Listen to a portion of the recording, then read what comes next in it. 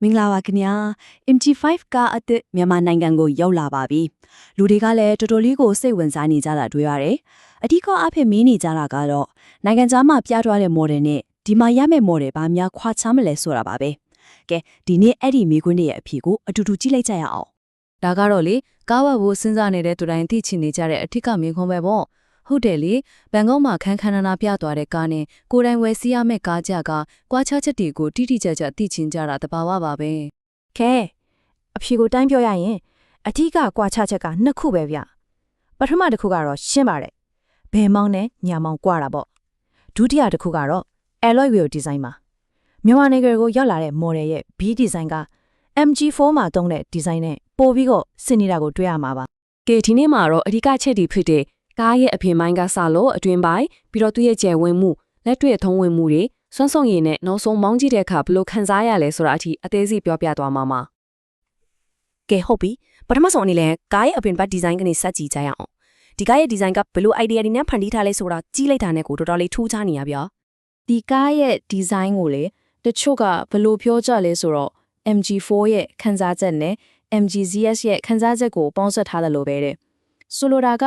MG ရဲ့နာမည်ကြီး model နှစ်ခုရဲ့အကောင်းဆုံးအချက်တွေကိုယူထားတာမို့လူကြီးဆန်ပြီးခံရတဲ့ပုံစံကိုပေးစွမ်းနိုင်တာကြောင့်အချိတ်ကွေ့စီမှတည်ကြပါတယ်ကားရဲ့ရှေ့ဘက်မှာဆိုရင်ထူးခြားတဲ့ရှေ့မီဒီဇိုင်းနဲ့ကားတည်နေမှုကိုအတော့ကိုပြုတဲ့လေဝင်ပေါက်တီကိုတွေ့ရပါမယ်။ဘေးပတ်လည်မှာကြောင့်လို့360 camera ပါတယ်လို့နောက်ပြီး Arduino Snake ကလည်း Europe မှာအသုံးများတဲ့ CCS2 standard ကိုသုံးထားပါတယ်။အနောက်ဘက်ကိုကြည့်လိုက်မယ်ဆိုရင်တော့ခင်မိတဲ့မီတစက်တီဒီဇိုင်းနာကားကိုပိုပြီးချင်ပေါ်စေပါတယ် နောက်တစ်ခုကတော့ တော်လေးအရေးကြီးတဲ့အချက်ပဲဗျအဲ့ဒါကတော့ brake snip ပါ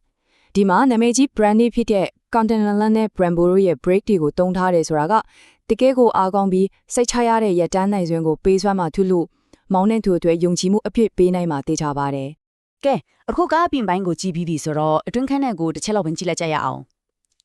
ဒီခန်းထဲမှာကြတော့သူ့ရဲ့အရေးအသွေးမိပညာနဲ့သုံးရတာလွယ်ကူတဲ့ feature တွေကိုတွေ့ရမှာပါအတွင်းခန်းကိုကြည့်လိုက်တာနဲ့သူ့ရဲ့ build quality ကဘယ်လောက်ကောင်းလဲဆိုတာတန်းထိထားတယ်။အရာအလုံးကိုရှင်းရှင်းလင်းလင်းနဲ့တက်တက်ရရစီစဉ်ထားတာဗျာ။အထူးသဖြင့်လေတော်တော်များများသဘောကျတဲ့အချက်တစ်ခုကအဲကွန်ကိုခလုတ်တွေနဲ့ဓာတ်ရိုက်ထင်းချုပ်လို့ရအောင်လုပ်ပေးထားတာပဲ။ screen ပေါ်မှာလိုက်ရှာနေရတာကြဒီလိုကပို့ပြီးတော့အများကြီးအဆင်ပြေတယ်လေ။ဒီကားမှာမောင်းနေမှုပုံစံ driving mode ပေါ့၅မျိုးထိရွေးချယ်လို့ရပါတယ်။ပုံမှန်နေစဉ်သုံးတဲ့ normal battery စားတက်တာစေမဲ့ eco နည်းနည်းလေးအရှိန်လေးနဲ့မောင်းချင်တယ်ဆိုရင် sportလမ်းချော်နိုင်တဲ့အခြေအနေမျိုးတွေအတွက် snow နဲ့နောက်ဆုံးတစ်ခုကတော့ကိုယ်တိုင်စိတ်ကြိုက်ချင်းကြီးလို့ရတဲ့ custom mode ဆိုပြီးပါဝင်ပါတယ်။လုံခြုံရေးအပိုင်းမှာလည်းတော်တော်လေးကိုကောင်းမွန်ပါတယ်။ MG Pilot စနစ်ထဲမှာ ADS လို့ခေါ်တဲ့အစမစ်ရေမောအထောက်အကူပြုစနစ်ပေါင်း16မျိုးတောင်ပါဝင်ရဆိုလားတကယ်ကိုအားသာချက်တစ်ခုပဲဗျာ။ကားရဲ့လုံခြုံရေးကဘယ်လောက်ထိစိတ်ချလဲဆိုတာကိုဥရောပရဲ့နာမည်ကြီးဆုံးလုံခြုံရေးစံတမှုဖြစ်တဲ့ Euro NCAP မှာကျန်9ဖွင့်ဖြစ်ရထားတာကတက်တည်ပြနေရပေါ့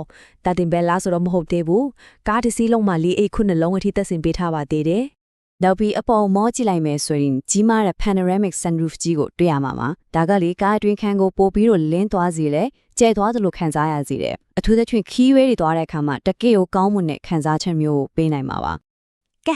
အခုကားရဲ့လက်တွေ့အသုံးဝင်မှုအပိုင်းကိုဆက်ပြီးကြည့်လိုက်အောင်။ PC တွေဘယ်လောက်တင်လို့ရမလဲ။နောက်ခန်းကခီးစီတွေကရောဘယ်လောက်ထိတက်တောင့်တက်တာရှိမလဲဆိုတာကြည့်ကြမယ်လေဒီကားရဲ့တော်တော်လေးမိုက်တဲ့ထူးခြားချက်တစ်ခုကတော့ kick sensor ပါအခုစဉ်းစားကြည့်လေလက်နှစ်ဖက်လုံးမှာ PC တွေအပြည့်နဲ့ကားနောက်ဖုံးဖွင့်ဖို့အခက်တွေ့နေချိန်မှာခြေထောက်လေးကန်လက်ယုံနဲ့အလွယ်တကူပွင့်သွားတယ်ဆိုတော့တော်တော်အသုံးဝင်တာပေါ့ဒီလို feature မျိုးကဒီ segment ကားတွေမှာတိတ်တွေ့ရလိမ့်မရှိဘူးဗျ PC တင်ဆောင်နိုင်မှုကလည်းတကယ်ကိုအမခမ်းမယ်နောက်ခုံတွေကိုခောက်ချလိုက်မယ်ဆိုရင် PC တင်ဖို့နေရာကလီတာ၄ပေါင်၄တာကျော်ထိကျဲသွားမှာဗျာဒါကသူ့ရဲ့လက်တွေ့သုံးဝင်မှုကိုကောင်းကောင်းကြီးပြနေတာပါပဲနောက်ခန်းမှာလိုက်မဲ့ခီးပေတဲ့အတွက်လည်းစစ်ပူစရာမလိုဘူးအကောင်အဆင်ပြေအောင်စီစဉ်ပေးထားတယ်ခြေဆန့်ဖို့နေရာရောခေါင်းအတွေ့နေရာပါကြည်ကြည်ဝန်းဝန်းရှိတယ်ပြီးတော့ကြံကင်းကညီညာနေတော့လူကြီး၃ယောက်အေးအေးဆေးဆေးလိုက်လို့ရတယ်ဒါအပြင်နောက်ခန်းအတွေ့သီးသန့် aircon later ပေါက်တွေဖုန်းအားသွင်းဖို့ USB type C ပေါက်တွေနဲ့ခလေးရှိတဲ့မိသားစုတွေအတွက်အရေးကြီးတဲ့ ISOFIS ချိတ်တွေလို့အသုံးဝင်တဲ့ feature တွေလည်းအပြည့်စုံပါဝင်ပါတယ်ကဲအခုကားရဲ့ engine ပိုင်းမော်တာပိုင်းပေါ့နော်သူ့ရဲ့စွမ်းဆောင်ရည်အချက်လက်တွေကိုကြည့်လိုက်ရအောင်ဒီကားမှာရွေးချယ်စရာ model နှစ်မျိုးထွက်ပါတယ် standard range နဲ့ long range ဆိုပြီးတော့နှစ်မျိုးလာပါတယ်ဟို WLTP ဆိုတာကတော့ကမ္ဘာနှန်းတုံတဲ့စမ်းသပ်မှုစံနှုန်းကိုပါလေအဲ့ဒီစံနှုန်းရ standard range ကအားဖြင့်တွင်ထားတဲ့3.44 km လောက်မောင်းနိုင်ပြီးတော့ long range ကတော့4.80 km အထိမောင်းနိုင်မှာပါ motor စွမ်းအားကတော့နှစ်မျိုးလုံးမှာ170 kW နဲ့တူတူပါပဲ ကဲနောက်ဆုံးအနေနဲ့ဒီကားကိုတကယ်မောင်းကြည့်တဲ့အခါမှာကောဘယ်လိုခံစားရလဲဆိုတဲ့အတွေ့အကြုံကိုမျှဝေပေးချင်ပါတယ် ဒီကားနဲ့မောင်းလို့ကန်လို့အရန်ကောင်းနေတဲ့လျှို့ဝှက်ချက်ကဘာလဲဆိုတော့သူက MG4 မှာအသုံးပြုထားတဲ့ platform ကိုပဲအခြေခံပြီးတည်ဆောက်ထားတာကြောင့်ပါပဲအဲ့ဒါကြောင့်ကားရဲ့ဟန်ချက်နေမှုနဲ့ဒီငိမ်မှုကတကယ်ကိုထူးထူးခြားခြားကောင်းမွန်နေတာဖြစ်ပါတယ် အချို့အနေနဲ့ပြောရရင်တော့ MG5 ဆိုတာကတကယ့်ကိုတီးငိမ့်ပြီးဟန်ချက်ညီတဲ့ကားတစ်စီးပါမောင်းနေလိုက်တဲ့သူတိုင်းကိုကားကောင်းတစ်စီးရဲ့အနှစ်သာရဲ့အပြည့်နဲ့တကယ်ကောင်းမွန်တဲ့ driving experience ကိုပေးဆွတ်နိုင်တဲ့ဆိုတာကတော့အသေးချပါပဲခင်ဗျ